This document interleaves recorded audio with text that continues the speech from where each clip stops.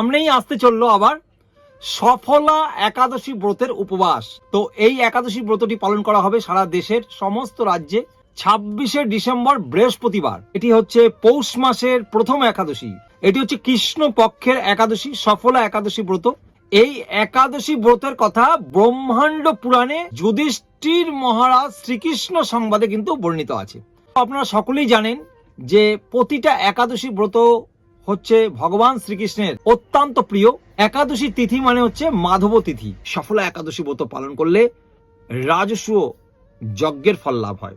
আপনারা অবশ্যই একাদশীর পরের দিন, দ্বাদশীর দিন আপনাদের নির্ধারিত সময়ের মধ্যে পঞ্চরূপ দানা কৃষ্ণ প্রসাদ গ্রহণ করে অবশ্যই পালন করবেন। পালনের একটি মন্ত্র আছে, সেই মন্ত্রটি আপনারা বলবেন। সেটা হচ্ছে অজ্ঞান তিমিরান্ধস্য ব্রতে নারায়ণ কেশব প্রসিদ্ধ সুমুখনাথ জ্ঞানদৃষ্টি প্রদভব। আপনারা সকলে এই একাদশী ব্রত পালন করুন এবং অন্যকে পালন করবার জন্য উৎসাহিত করুন।